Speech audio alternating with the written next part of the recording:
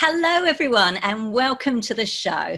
I am delighted to welcome our special guest today, Kathleen Gage. An expert in changing with the times, Kathleen, who's owned her business consultancy for more than 26 years, is known as the no-nonsense, common-sense marketing strategist, speaker, author, and visibility expert. As a result of discovering the life-changing power of plant-based eating in her 60s, Kathleen has proactively shifted her focus to working with those who are open to the possibility of what plant-based eating can do for them and their bottom lines. And that's both the bottoms that they sit on, as well as their revenues. Kathleen works with authors, consultants, speakers, manufacturers, and small business owners who are ready to get their message out to marketing in a big way, their message out to marketing in a big way through books, speaking and podcasting on both sides of the mic. She's the host of the Plant-Based Eating for Health podcast, blog and Facebook group. Living in a rural community in Central Oregon with her life partner of 30 years and several rescue animals, Kathleen believes in shattering stereotypes and definitely not settling for the status quo. You're a woman after my own heart. I love that. And to that end, she participated in her first full marathon at the age of 61, her first sprint triathlon at 64, and is now an avid runner in races of varying distances.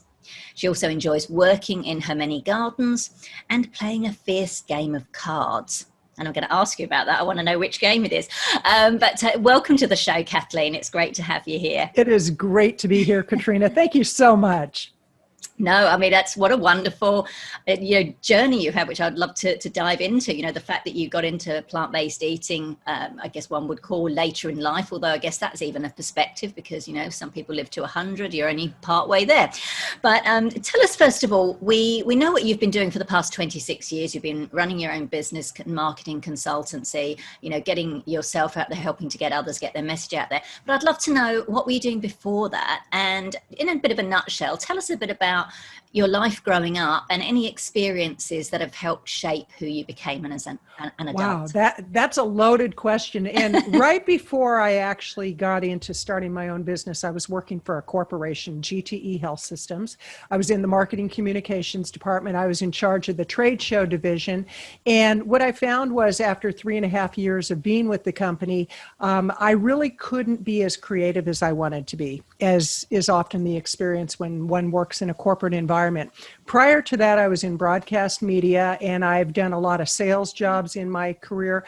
But prior to that, it's kind of, there's a dark spot in my life where as a teenager, I found that I really enjoyed drugs and a little too much, to the point that I actually ended up on the streets as a result of my drug and drinking use. And I've been sober for 37 years now. And so I'm fortunate that I was able to make my way out of that, but there's a real dark spot in my life that for the longest time, I wouldn't even talk about it because I thought, ooh, people don't want to know about that. And yet oftentimes they're surprised that having ended up where I did, that I turned my life around. And that's where I became a real high achiever. It was like, I was a high achiever with drugs and alcohol to the point it ended me up on the streets. And then when I turned my life around, it was like I never felt like I had accomplished enough. And so I became the employee of the month, and in every job that I had, the employee of the year. I was a top-rated speaker, top-rated writer. And one day, it was probably in my 50s when I finally settled into who I am and realized I didn't have to have all the outward evidence of being a success, that inwardly, that's where it really counts. And so that kind of led me on a journey of many explorations. And I think one of the most profound changes that I made in my life, in addition to stopping drinking and drugging, was when I became a plant-based eater. And it's interesting because I initially didn't want to call myself vegan because I thought vegans are crazy. And now I proudly call myself a vegan. And I find the further I go into it and I learn about factory farming and just all that goes with the lifestyle, the more I want people to know that I am vegan, and it's actually spilling over into my decisions around cosmetics, my decisions around clothing that I wear, upholstery. All of that is being impacted by my lifestyle choice. Wonderful. So there's quite a bit to unpack there. So I want to just go back if we can. So you mentioned, so when you're a teenager, you got into drugs. So was it kind of a more of a experimental, like party thing? I'm just curious how, because obviously, people, I mean, I've certainly had my time. Mine was a little bit later in the 90s, going out partying and doing Eves and stuff, but it was more kind of recreational, although it was pretty much every weekend. But I'm curious, how did that kind of lead you to to literally end up on the streets? Well, it started out where it was just a fun thing to do. And I think some of us have a propensity towards alcoholism and drug addiction. And I found that I just couldn't get enough. And my weekends turned into a few days a week to where it turned into every single day. And I was actually a blackout drinker. There's a big part of my life I don't remember. And probably that's for the better. But by the grace of God, I've never harmed anybody, as far as I know, permanently. I made it out alive, but it just was something in my DNA that it just, that trigger got turned on, and I just couldn't get enough of that. And my addictive personality has actually worked in my favor in business. I think that having somewhat of an addictive personality really serves you, like with the COVID right now, with the pandemic and the shutdowns and all that. A lot of us have had to pivot our businesses. And so it really is just narrowing in and really focusing and saying, okay, what needs to be done, and being willing to do whatever it takes to turn that around. Yeah, I love that. Thank you for sharing. And I do think you're right. It's great that people share this, particularly when they see people and think, oh, they're super fit and they're healthy and they've really got it together. Because we had Cynthia King on, who's amazing on the podcast, who's an amazing dancer, choreographer, runs a vegan dance studio in Brooklyn. And she revealed, I didn't know that about her on the podcast, that she, was sober and had overcome all of that. Jane Velez Mitchell, who's written a whole book about, her addiction. So it's like, it's great, I think. And like what you said, is like taking the parts of that weren't working for you, but using those strategies to do something Absolutely. to benefit your life is wonderful. So tell us a bit about, when did that change? So from going to being really addicted to drug and alcohol, what was that turning point? Was there one particular moment where you were like, okay, something's got to change? There were several. There were several, because I actually went through a period where I had stopped drinking, and I was still doing, I was smoking a lot of pot, and I was still dropping acid, and I was doing, whatever I could put in my body to alter my state. But I thought that I was sober. And it was so interesting, because in a conversation with somebody where they said, until I gave up everything, I wasn't sober, that was a real turning point for me. But I found that it was a number of different things. But the greatest turning point was when I was alone by myself in a room. I wanted to check out. I was so miserable. I was depressed. I was overweight. And anything I could put in my body, I would put in my body. And it just, one day, it just was like this spiritual awakening, where I realized that in order for my life to change, I had to be willing to change. And I was a very lonely person. I had been kicked out of, some of the worst bars that you can imagine in the San Francisco Bay Area. They would say, get that woman out of here, because I was such a loudmouth. And, it just was a number of things. But the day that it really turned around for me, it was like I was left by myself, with myself, and I didn't like myself. And I just thought, I'm sick and tired of being sick and tired. So what did you do? What was your first step towards your journey? One of the first steps was I actually got rid of everything that was in close proximity. And I started meeting people that were sober, which is really interesting, because I think when we're ready for a change in our life, it's just like when I went plant-based, all of a sudden I started meeting a lot of vegans, and it's like, I never knew any vegans before, and now all of a sudden I'm surrounded by them.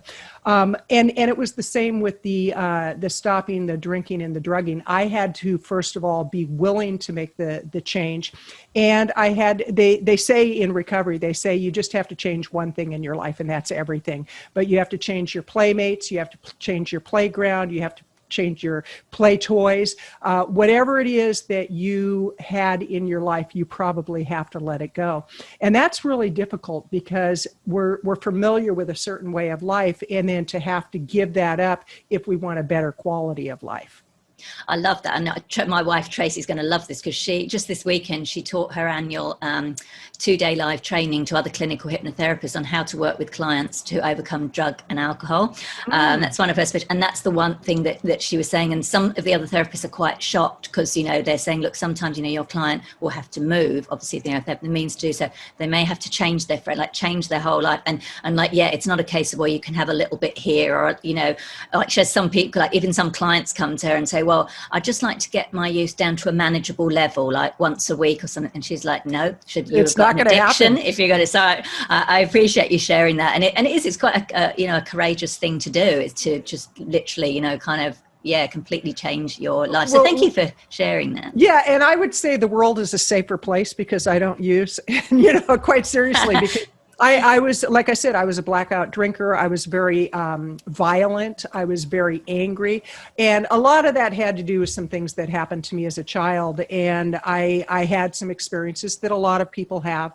And I internalized that, and that created a domino effect on behaviors. But it's so interesting because I really see a lot of correlation between making the choice to let go of drinking and drugs as the choice of letting go of any animal and dairy products, that it really is a conscious choice. And there are occasions where we can be in a situation where it may seem like, oh, that one little thing won't make a difference, but it really does. If you're going to live an aligned life, it's about really being aligned with your choices and your values.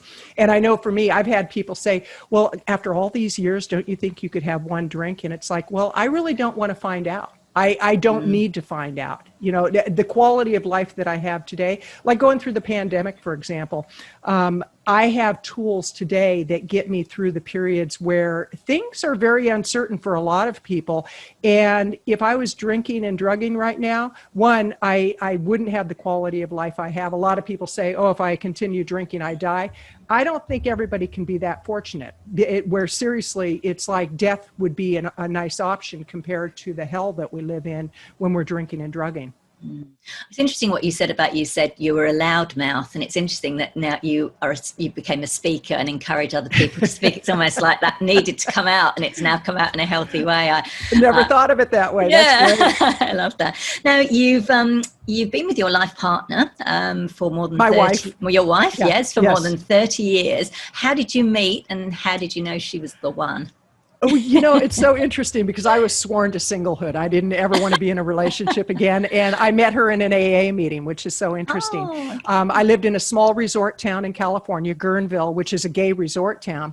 And I remember seeing her at the bars, and because you either are in a 12-step program or you go to the bars, and you can be sober and go to the bars and go dancing. And I used to see her and I thought, gosh, she is a loudmouth. I thought she was a pretty loudmouth. Well, then one day I actually was talking to my sponsor, and I said, I'm never going to meet somebody. I'm just, there's nobody in AA that I want to date. And she said, just trust it. God knows what God is doing. And within a few days, Karen walked in, and it was like, that's interesting. And the longer I got to know her as a sober woman, the more I enjoyed her company. And initially I had no intentions of being in a long-term relationship, but one day built on the next and the next, and it's actually 31 years now.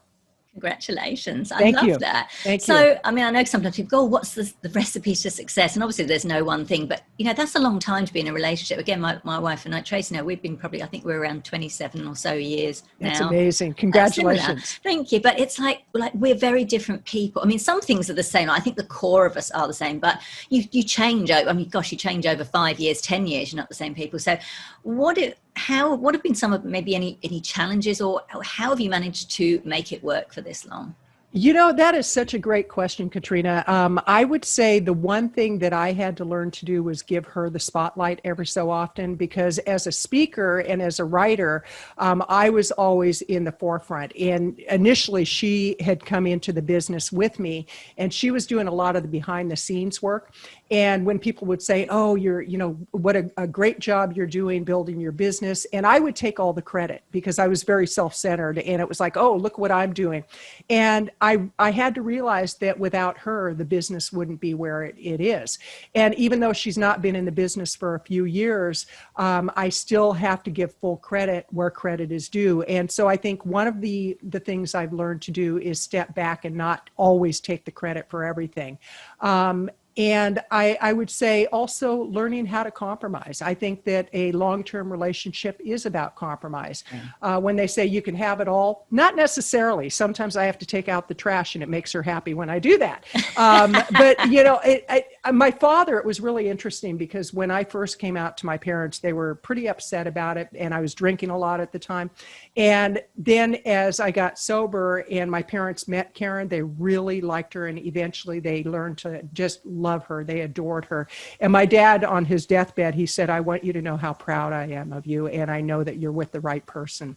And it was amazing. But one of the things he said, and he and my mother were together 61 years when he passed away. Wow. And he said, you've made the commitment, now comes the fidelity. And he goes, that's the number one thing in a relationship, that no matter what, you're faithful to one another. And I remember at one point I questioned my dad on being faithful to my mom. And my dad was a great guy. I mean, honest as the day is long. And he said, they had lost a child. He said, I swear on your dead sister's grave, I have never cheated on your mother. And so my dad had a lot of integrity. He was a good man. And he was just, he was the kind of person that I aspire to be. Wow, I love that. And yeah, you're right. And I was laughing when you said the compromise, because like if I had my way, all the walls would be glitter walls and feature walls and be like, we've got quite, she does love bling and sparkle, but not necessarily in the home furnishing side of things. So, we have a little bit here and there, but no, I know I'm joking there, but yeah, I mean, that's absolutely right. It is, you've kind of got to, just kind of appreciate. And I think I've learned to do that as well, is to really appreciate the other person. And like you say, absolutely, not taken for granted. And, well, a great example is the fact that Karen is not 100% plant-based, and she is more so than she used to be. But there are certain instances where she chooses to eat very differently than I do, and I don't judge her on that. It's like we each come to whatever life change we come to when we're ready. And if we try to force that change on people, they tend to resist. So that's one that I've had to really respect her position. But I did set some ground rules where there was a period where she asked me to pick up some meat for her at the store, and I said, I can't do that anymore. I said, I just have to let you know that goes against everything I believe in. And I'll pick up your coffee, I'll do whatever else, but I'm not going to pick up any animal or dairy products. Right. And at first she was a little set back by that, but then she said, I respect that, I get that.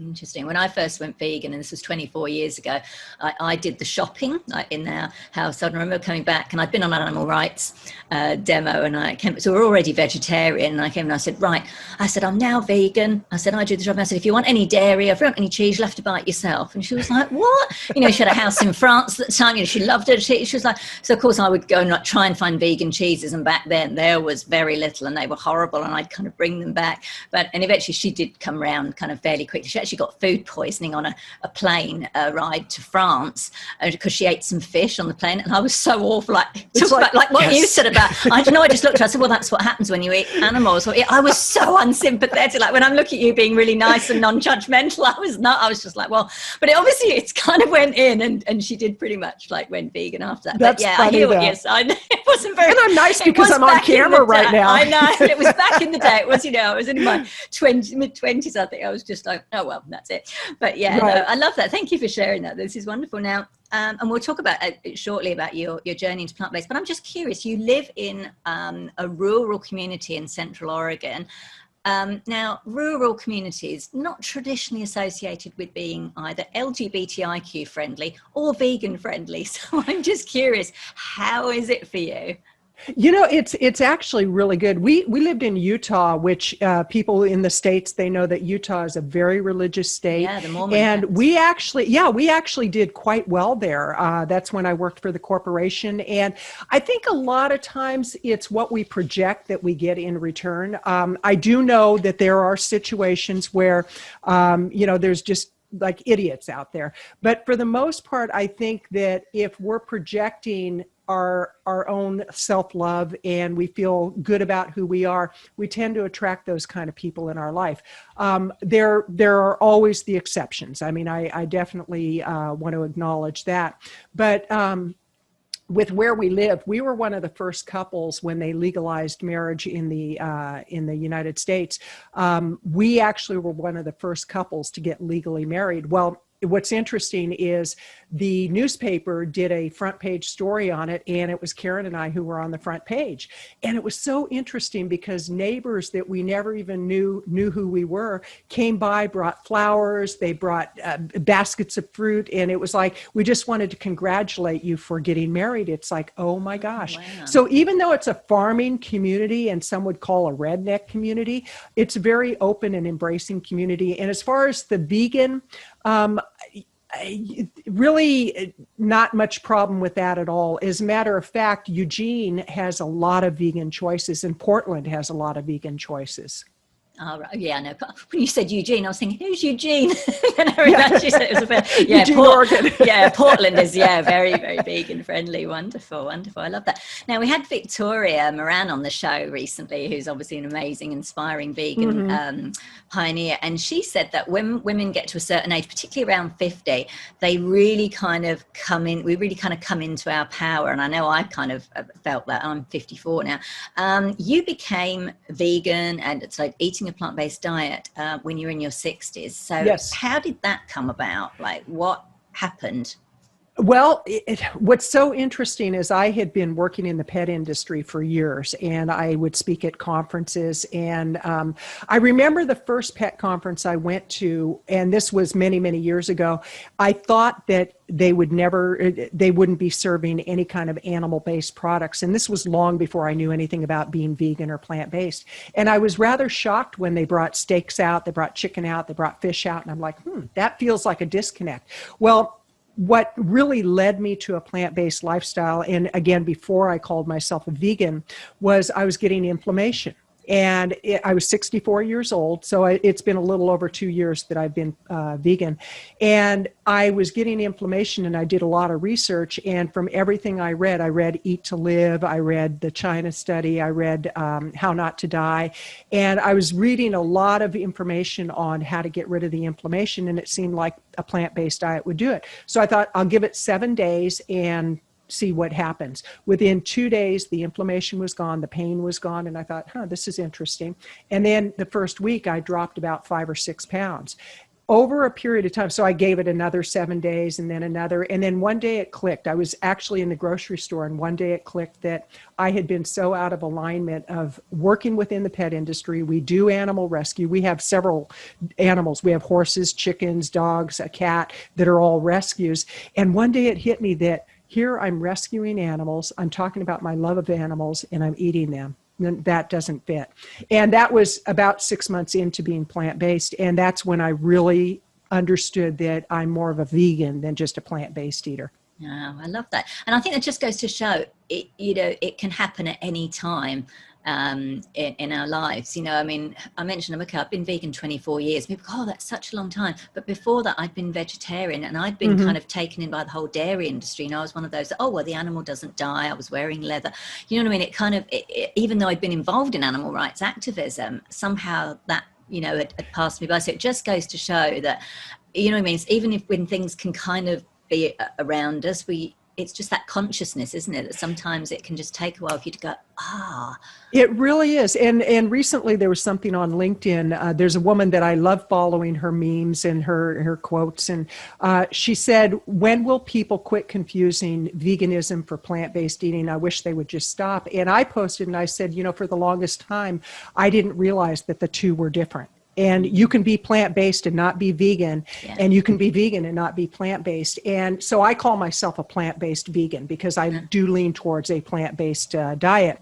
But I think that for me to take till I was 64 to come to the realization that this was a better way for me to eat, I need to have more compassion for other people. And it's through education, it's through the podcasting we do, the blogging we do, the Facebook groups that we do. I have a Facebook group that's very active, and it's about educating people. It's not about judging them.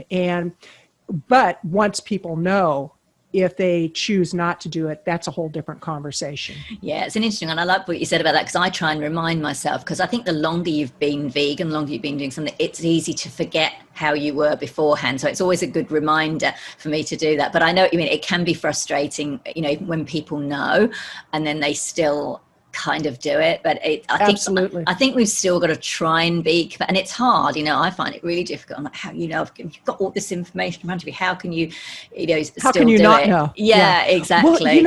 Well, one of the things that I find really interesting is with this whole COVID situation and the comorbidity and the underlying causes that cause complication, I get frustrated when there's not more education on nutrition that could help people minimize their risk of complications. And I was watching a YouTube video recently about childhood obesity, and there's such a problem with childhood obesity in the United States, in the UK, all over the world. It's starting to explode. And they were interviewing some of the parents, and the parents were like, well, we don't know anything about nutrition. Teach us. We want to know. And really, that's where the power lies, is to educate people. But I do get frustrated with all that's going on with COVID and all the money that's being poured into it, and wear your mask, social distance, all the stuff that we need to be doing right now. But there's not more about the stuff we put in our body that causes the complications. Absolutely. Now, you also did something else incredible in your 60s. You started running. In fact, I was talking to Tracy before, when she said, who are you interviewing today? And I said, Kathleen, she did her first, marathon when she was 61, first sprint triathlon at 64. And Tracy was like, what? She was like, oh, good. She was very impressed. So, I was exhausted just reading that. So how did that come about? Like, why running, and why a marathon and triathlon and racing as well? My addictive personality, it's okay. like, if I'm going to run, I may as well do a marathon. And that was interesting, because I had a very hard lesson to learn. And it was funny, because when I told people I was going to do a marathon, they go, are you going to win? And it's like, if I cross the finish line, I'll be happy with that. And I seriously was the last one in. I didn't train right. I didn't give myself enough time. And I had to learn that there's a foundation for anything you do. There's a foundation in life. So the first year that I did it, it was a rough experience. The second year that I did it, because I thought I want to definitely improve my time, I joined a training group. I ran with a group of women that were all really wanting to accomplish finishing a marathon. And I did much better the second time around. Then what I realized is I didn't need to keep proving that to myself, that, okay, I did it. It's not my favorite thing to do is a marathon, but I do love running, and I'm not a fast runner, but it really clears my head, and it helps me to just stay the course of what I need to be doing in life. I choose to see my running as a run of gratitude. And that's one big thing in recovery that they teach you, is when you're in a space of gratitude, you can't have the anger and the frustration that causes most people to go out and use and drink. And so when I run, it's all about, I'm grateful for my legs, I'm grateful for my arms, my eyes, my ears, and that I get to go out and do this. And that's a big shift that I've had in my life, is instead of saying I have to do something, I get to do something. Oh, I love that. That's wonderful. I love that. I love that whole run of gratitude. And when you're in that state, and that, and there was something else you said as well about the having the foundation for doing something well. I think that's so applicable to other things like business and in marketing as well. It's like, you don't just kind of necessarily, or some people do. And I've certainly done various things where you just kind of go head first into something, and that can work for a while. But then you sometimes find you can be spinning your wheels, and sometimes you have to kind of come back. I'm sure you and I have business owners come and say, well, how can I get in front of more people? And it's like, well, hang on, let's actually start with that foundation. And I'm even doing some work on that myself in one of my projects. It's like, well, who is that like finding out more about the person, you know, speaking, it's that kind of thing. It's so applicable to other things, isn't it? Absolutely. Well, I actually work with a lot of entrepreneurs who want to get on podcast shows, and it's always interesting that it might be one little tweak that makes all the difference in the world. I have a private membership group, and each week I do a Facebook Live, and the criteria is that the people that I interview must have gotten 3 interviews as a result of what they learned in the program. And inevitably, every single one, they tell me that they had to go back to their foundation, they had to simplify, and they had to really pay attention to what the host wanted rather than what they wanted to give the host. Yes. Because a lot of times we get into this space, it's all about me. Well, it's not about us. It's about you and your audience. Yeah.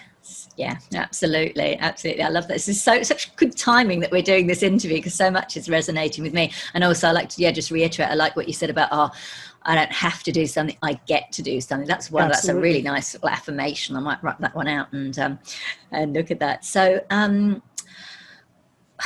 you talked about, or in your bio, you actually put this on your website, about not settling for the status quo. Why is it so important not to just always go with the norm and to stand out and not accept the status quo? I think life could be much more exciting when we have our own path that we travel. And it's not trying to be outrageous just to be outrageous, but it's truly about honoring who we are. And for example, being vegan. The status quo is that people eat meat, people eat dairy. And for me, that doesn't fit anymore. So I think it's really just tuning into who we are and being willing to live our life fully. Because so often people get to the end of their life and they look back and they go, I wish I would have, I wish I could have. And you could have. But sometimes it means making decisions that may not be the most popular. They may be decisions that require effort. They may be like when I did the first marathon, I actually was doing it as a tribute to my mother. The marathon was going to be on Mother's Day. My mom had passed a few years before, and I dedicated the race to her. And I remember at mile 19, I was in so much pain and I wanted to quit. And Karen actually was on her bicycle riding next to me, and she was encouraging me to go on. And I said, I can't do this. I can't do this. She goes, you get up. Yeah, because I had sat down and I was that exhausted. She said, you get up and you finish the race. She goes, you will never forgive yourself if you don't finish the race. She goes, I know you well enough. And she goes, this is for your mom. And so I got up and I finished the race. And I was in a lot of pain, but sometimes making those decisions to go beyond where we're at, it is painful. I love that. Authenticity. So, in the marketing world, we hear a lot about people being authentic. And I guess that's following on from what you've just said about, being true to who you are and who you are. Now, I've been reading a bit of Seth Godin. I'm reading his latest book, Shipping the Creative Project. Oh, that's probably not the exact title, but it's to do with shipping the creative work and the practice, I think it's called. And I think he said this before, but it was quite interesting. He basically said authenticity is a crock. Nobody's really authentic. The last time we were authentic is when we were babies, throwing things out of our pram and having a tantrum. And what people are actually doing is intent and purpose. And what people want from us is consistency rather than authenticity. And I thought, that's a bit of a mind that. I'm curious, as someone who's been in this arena, this marketing and visibility arena for so long, what are your thoughts on that? Well, my thoughts are, I encourage people to be their honest self, whatever that means. For example, us talking about our wives. I mean, that kind of goes against the norm for a lot of people. And yet, these are our life partners. These are the people that we share our life with. The fact that I talk about my drinking, that's a big part of my story. And to eliminate that, it only lets people see a little bit of who I am. And, I remember when I came out to my parents, I was deathly afraid to do so. Well, they knew before I did. That's the amazing thing. A lot of times people already know something about us intuitively, and we're so protective over this secret in life, whatever the secret may be. And I think if my mother taught me this, she said, when you tell the truth, you never have to look over your shoulder. And that has stuck with me by just being as truthful as we can with who we are. But there's certain things we don't need to share with people. There's certain things that it's really not their business. Like one of the most intimate experiences I ever had in my life with my wife was when my mother was dying, and that she shared that journey with me. That to me was the most intimate experience one can go through with a life partner. So I think that, authenticity is an overused word, but I think that in its right place, it can work. But it's truly looking at the secrets that we hold on to, and we're so fearful that people will find out about our past, that can haunt us, and it can prevent us from living our full self. I'm working on a memoir right now, and I have to tell you, I keep hitting roadblocks, and I have a great editor. She knows more about me than I think she bargained for, but I look at that and I think the thing that makes me hit those roadblocks is once that book is written and once it's out, there's no turning back. Yeah, for sure. And I love that you shared that. And obviously a lot of your work has been finding your own voice and also helping others to find their voice. We find a lot with women, obviously due to, just the way we've been brought up, just the whole patriarchal culture. And I was reading another book actually that was really interesting that shows that all these stories we've been told right back from the story of Eve and Cassandra. It's called Cassandra Speaks. It's a really good book. So we've got all these kind of internalized messages, and so we often find women can sometimes find it hard to speak up and put our voices out there. What tips or advice have you got, particularly for vegan women leaders, to be able to feel more comfortable to kind of step into themselves and step out and speak? Ooh, that is a loaded question. And I would say, take yourself to the end of your life. And I know that the gentleman who wrote, I am drawing a complete blank on who the author was and the name of the book. But basically he said, think of being at your own funeral and what will people say about you. And if you can look at the end of your life and say, okay, this is what I represent, this is who I am, I think you'll have more courage to live your real self and to stand up for what you believe in. There's like the whole thing of being vegan. I had somebody who said, well, don't tell people that you're vegan when you go out to eat. It's like, why? Why would I not? It's like, I'm just going to order. It's not like I'm going to jam it down people's throats. But I think that really the best way to live your true self is take risks and be willing to step into who you are. I guess that might lead on to what I was going to ask you next, which, because, talking about these definitions kind of being, redefined. Obviously, the word courage has been redefined a lot, courage and bravery, particularly with the works of Brené Brown. I'm curious, what's the most courageous thing you've ever done? The most courageous was to be there for my mother when she passed. To actually, for 2 years, I drove 500 miles back and forth to my mom's house. And it took a lot of courage and trust to know that my business would keep going. And I literally created information products by her hospital bedside, where when she was asleep, I would be working on a program. And it took a lot of courage to trust that everything was going to turn out okay. What did you gain from that? What was the gift in that? Because that's hard, doing what you did, and then obviously, your mother passing ultimately. What was the gift in it for you? Loving my mother as deep as possible. I'm the baby, and she was there when I was a kid, and I, spent so much time with her, and I was there as she made her passing. And you can never take that away. And anybody who's gone through that, who loves their parents, and it's the whole issue of like, what's your relationship with your parents? But it's an incredible experience. And just knowing that I was willing to just be there as she took her last breath. Wow, amazing. Thank you for sharing that. So I've got to ask you this. We'll switch kind of vibe now. You mentioned in your bio that as well as working in your garden, you play card games. I've got to know, what's your game? Well, there's one, and you'll have to excuse the name of it, but it's called Screw Your Neighbor. And I'm trying to think of what the other name of it is, but I get really competitive, whether it's dominoes, whether it's cards, whatever it may be. I get very competitive. And, so it's like It's funny because before I became plant-based, I used to eat a lot of sugar, and people who played cards with me, they would fill me up with sugar because I would go on a sugar high and then I'd crash and burn, and they knew that they could win if I went into that crash and burn. It's true. I mean, they'd say, give her sugar, give her sugar. Too funny. The reason I'm laughing is because like I was playing chess with Tracy, and she's better than me and she taught me, but she beat me in 3 games straight just recently. And at the end of it, I was such a sore loser. I was furious. And so I said, right, I want to play Snap. I don't know if you've heard of Snap in America. You can play it with 2 people or more. And what you do, it's a kid's game. Like it's a really fun, you basically turn the cards over and each person, and when there's 2 of one, like 2 jacks or 2 threes, you go snap and you like bang your hand down and say snap. And I'm really good at that because I'm so competitive and I know I can win. So I kind of insisted that we play a game of Snap. Did you win?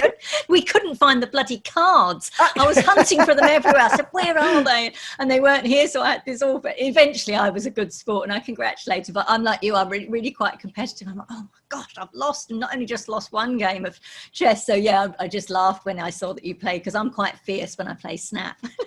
I love that. Well, I have to be nice to my mother-in-law because she lives on our property and we have a unit in the back of our property. And so she's over quite a bit. And she jokingly says I have 2 wives. It's like, no. But we'll play games together, and I have to remember, okay, she's in her late 80s, so I can be nice to her, So you let her win sometimes. Yeah. No, she actually does pretty good. She does pretty good. I love that. Brilliant. Oh, I love this. This has been great. So I'm going to ask you final few questions, which I ask everyone, which are kind of like sort of little like kind of rapid fire type questions with maybe a sentence or 2 answers. So what does leadership mean to you? How do you define leadership, and what kind of leader are you? Leadership, I think, for me would be being willing to stand up for what I believe is correct and right, and speaking my truth. And I would say that I am an aligned leader. I do speak my truth and not forcing my beliefs on other people. I love that. What do you love most about yourself? My imagination. Because I can entertain myself, it's like this whole thing of being in lockdown and all that, it's not been a problem for me because I entertain myself quite a bit. I love that. Nobody's answered that when I've asked that question. And I love that. And I can very much relate. So I love that. What have been a couple of key lessons that you would say you've learned over the years that you would like to share with other vegan women leaders? Oh, I think the most important lesson that I've learned, and I learned this from being there for my mom and my dad when he passed also, is that life is very precious, and that we sometimes forget that it can end from one day to the next. It can change. Our world can turn upside down. So I think that for me, the main message I would give people is to live with kindness and compassion on all levels. When you go to the grocery store, for example, be kind to the clerk because you don't know what kind of day they've had. If you see somebody struggling, reach out to help them because it can make all the difference in the world. And I think right now, a big lesson that I've learned, and I'll show you, this is what I have a project I'm working on. These are business cards of people that I know, that I'm taking a few cards every day and just calling people to say, been thinking of you, hope everything is okay, how are you doing? And people are shocked because we don't pick up the phone just to call and say, how are you? Yeah, you think you're trying to sell them something. Exactly. Or typically it's an email because who rings nowadays? Exactly. Yeah. Oh, I love that. And again, it's doing something different. I love that. Thank you so much for sharing that. Now, Kathleen, you do so many different things. You've got your Power Up Profits marketing. You've got your podcast, how to get on podcast, be a podcast guest, and your membership. You've got your plant-based eating for health blog, podcast. Where can we find you online? Like, where's like one place that we can go to, that we can link to find out more? Thank you for asking. And I would say the Power Up for Profits, and that's plural, powerupforprofits.com, and that has links to everything.